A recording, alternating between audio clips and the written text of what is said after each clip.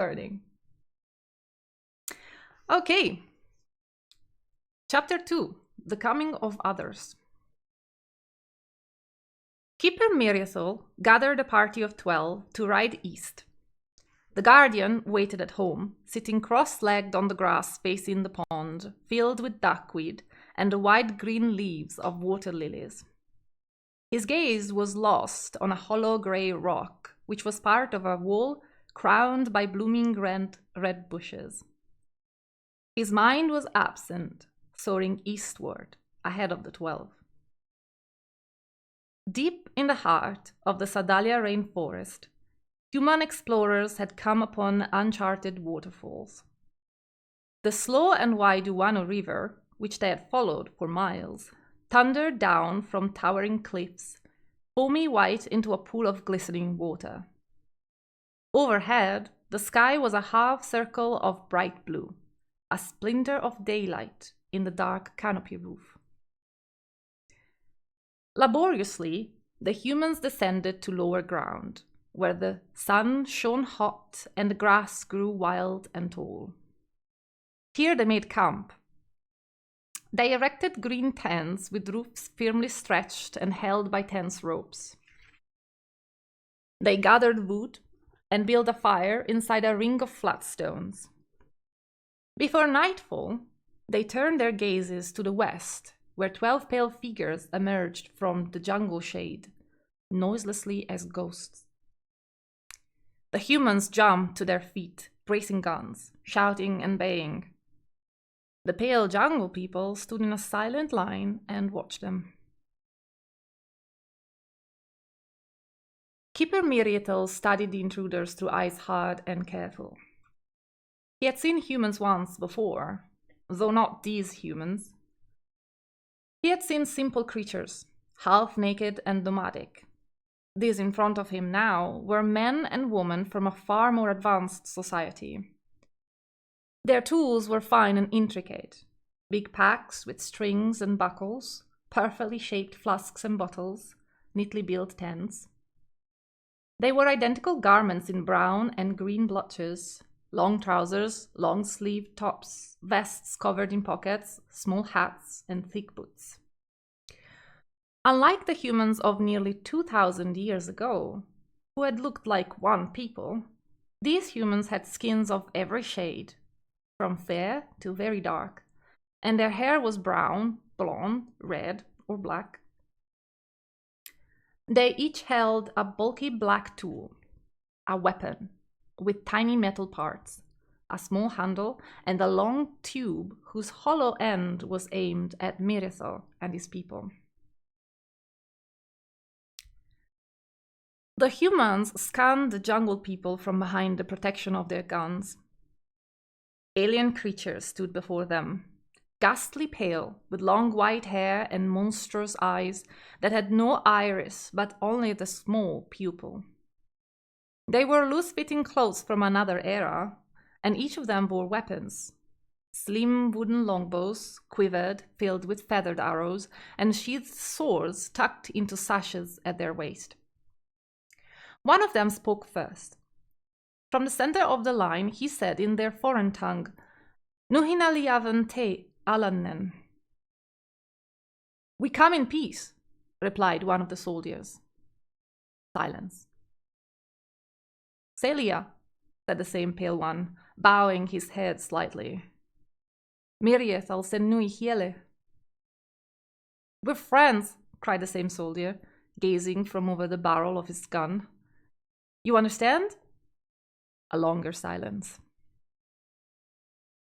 The soldier, a stern, weathered man, searched his comrades. His eyes settled on a young woman with deep ebony skin and kinky black hair. He said to her, "Talk to them." "Me?" The woman gawked. "Now." "Yes, sir." She lowered her gun and addressed the jungle people, projecting her voice, a hand to her chest. "I am Loma," she said. The pale people exchanged silent glances. Someone among the soldiers sniggered. Then a pale hand rose, copying Loma's gesture. "I am Tawari," said a pale male at one end of the line. Loma stared. "We come in peace," she blurted. The pale one shook his head. "Keep talking," encouraged the weathered soldier. This," said Loma, "is Sergeant Johnson." She indicated the man, who lowered his gun and signaled the others to do the same. Loma continued. "This is Andra and David, Hannah." She named all 12 soldiers, then looked at the one called Tawari and waited hopefully. The pale one turned to his companions. He spoke in a blur of soft sounds. "Ashenur ehen nimvet luila." The white, eerie gazes went in unison to the person who stood in the center of the line and who had spoken first. He nodded. Tawari walked to him. "This is Miriathel Alaire," he said. Then from the left to right, he named the others one by one, from Theidrin and Aruhin to Omoin and at last Gwendier. They each nodded as they heard their names. "A pleasure to meet you," said Sergeant Johnson. The pale one refocused his attention on him, but did not reply. "Come," said the sergeant. "Sit at the fire. Make space for them, make space." The soldiers moved back, clearing the area around the fireplace. The pale people didn't move. "Sit down, please. Come," repeated the man, beckoning. This time, the pale one walked forward, confidently and with the bearing of a warrior trading among warriors. His companions followed him. He stopped and they stopped, across the fire from the humans. They did not sit. "Do you live around here?" No reply. "We came a long way," continued the sergeant. The pale one shifted his silent gaze back to Loma, and the woman tensed. "We come from Terika," she said, and waved vaguely to the east. "And you?" asked the sergeant, gesturing for the pale one to speak. Tawari looked at him and said, "Lurven goran ven nuhina tisa wiem." Beside him, Mirethel Alaire nodded. "We," said Tawari, "come from Irieth." He pointed westward. "We came here for you," the sergeant said, extending his open hands. His gesture was met with a frown. "We came to meet with you."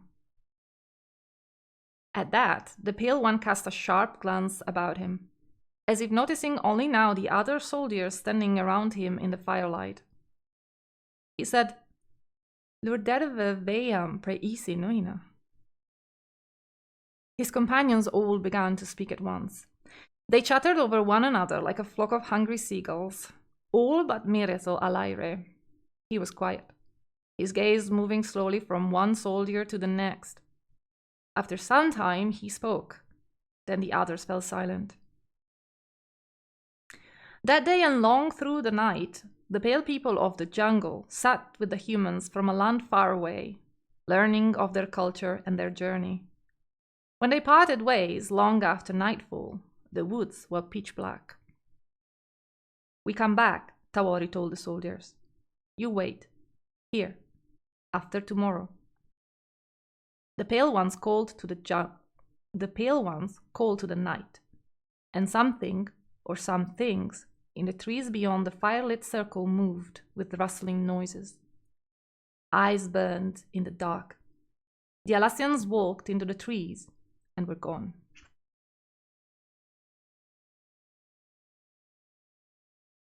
In the morning, the boy set out breakfast on the kitchen table. Dried mango, boiled goose eggs, and coconut flatbread. By the time his father came into the kitchen, little more than a closed fireplace and a wide wooden table with 4 chairs, the eggs and bread had cooled. What of the humans, father? Myrtle slumped into a chair and began to peel an egg. They have come looking for us in our city, he replied. Will they find it? That is yet to be decided. He watched father eat his egg, then reach for a piece of dried mango, change his mind, and take instead another egg. Are they to be feared? I should ask you that question, father said. You hear their hearts, whereas I only hear their words, and I do not understand their meaning. He chuckled, shaking his head, and cracked the eggshell on the table with a knock. He had already eaten while father slept, but the taste of dried mango was still sweet on his tongue. He took a slice and chewed it absent-mindedly. He had been thinking hard on his own question, but had found no answer. The humans' hearts and minds were unfamiliar to him and unsettling. All the previous day, and again this morning, he had listened to them and still was puzzled. At first he had heard a bitterness, which he had thought was mistrust. Then he had felt a distinct richness like satisfaction. But everything was clouded in a chaos of fast-shifting emotions. The constant buzzing of it was dizzying. I fear what I don't understand, he said when father was leaving. So do we all, Myrtle replied. That day, the keeper summoned a council of the people. A crowd of hundreds gathered to hear him talk. He stood before the Temple of Congruence, at the foot of moss-covered stairs, low easy stone steps flanked by square granite poles.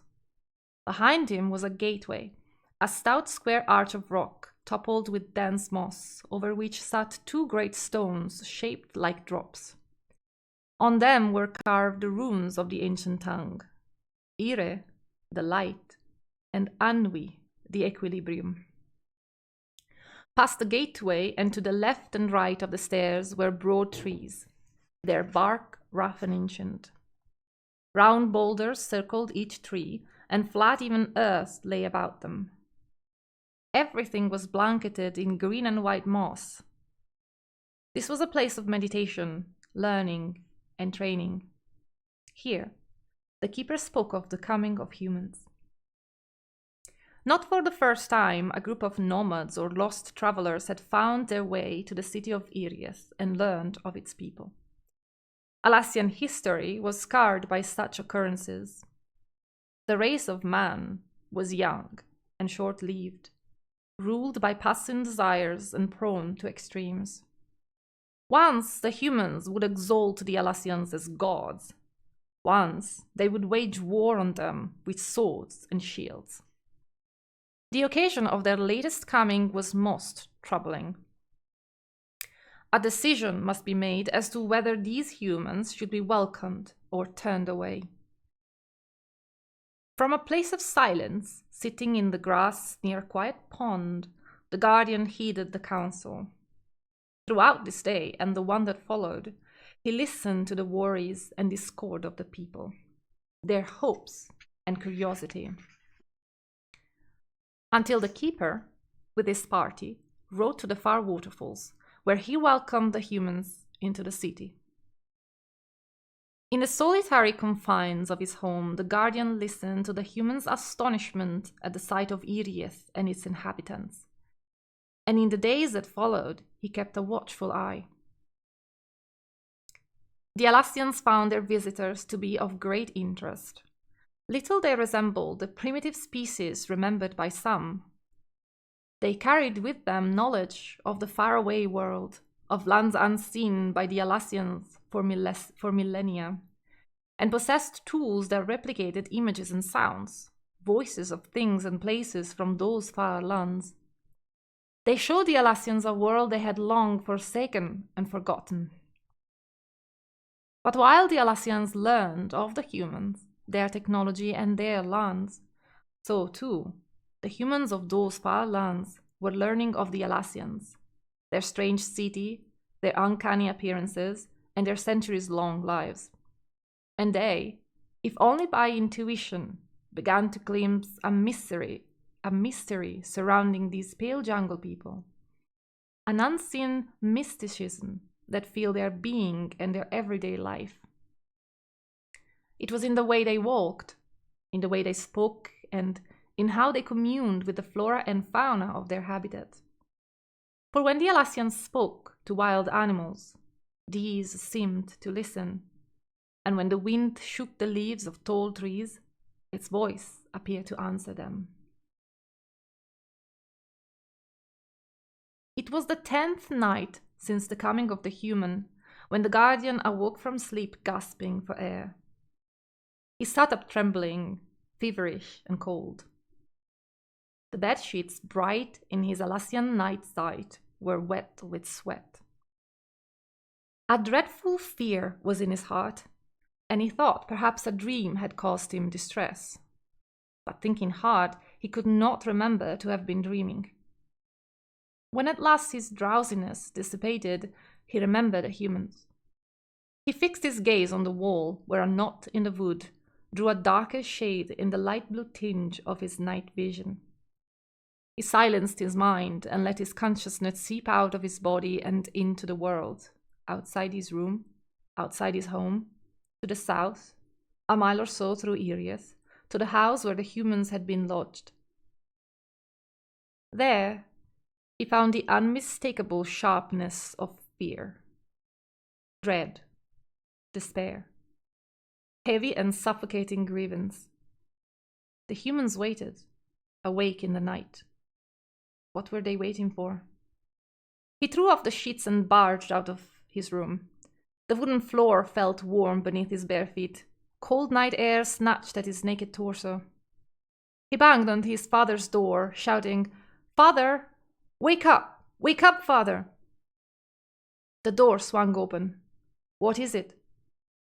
Father stood dressed in his day clothes, his ivory-sheathed sword secured at his waist, his robe creased, and his face showing signs of slumber. "The humans! They fear for their lives." Father made no reply. His mind was slow with sleep. "They're waiting, awake, all of them, I think." He shone his gaze to the sky, and in the distance he saw an object, dark in the flow of the world's energies. His eyes could not glimpse the object per se, for it was too far. But he discerned its shadow in the force that propelled it forward, a force that gleamed bright as fire, leaving behind the vapor's wake that far and farther dissipated into darkness. "Something comes," he said. "I don't know what it is. It's falling toward us." Mevidia stepped onto the stairs from where he could look at the night sky.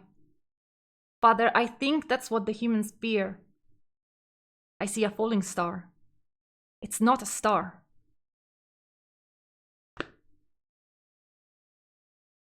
And that is the first part of chapter 2.